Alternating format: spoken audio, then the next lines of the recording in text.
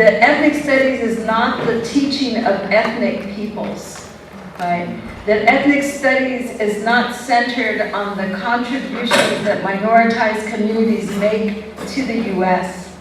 And that ethnic studies is not about food, fiesta, and folklorico.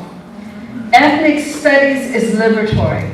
It's anti-imperialist, it's anti-colonialist, and it's the story of oppressed, marginalized communities of color in the US and how they have survived a legacy of racism and oppression. And I want to say that because I think that's where we connect.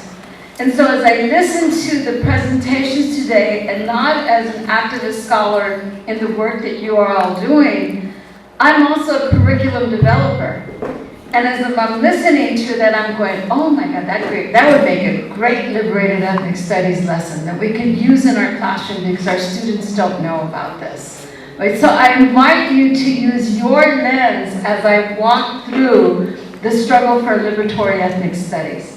So ethnic studies provides academic spaces for all students to learn about the histories, cultures, and intellectual traditions of Native people in the US and communities of color in the first person. What does that mean? We're not dead, right? We're not in the past, we're in the present. And so we're going to teach not only that racism exists 450 years ago, there was a legacy of enslavement, right? But we're going to teach about the oppression and marginalization of those communities today. But it's not just theories, it's not just histories, it's not just stories, it's practice, right? Ethnic studies is not ethnic studies unless it leaves the classroom. And that means that we are working to engage in dialogue with our students about theories of resistance and liberation.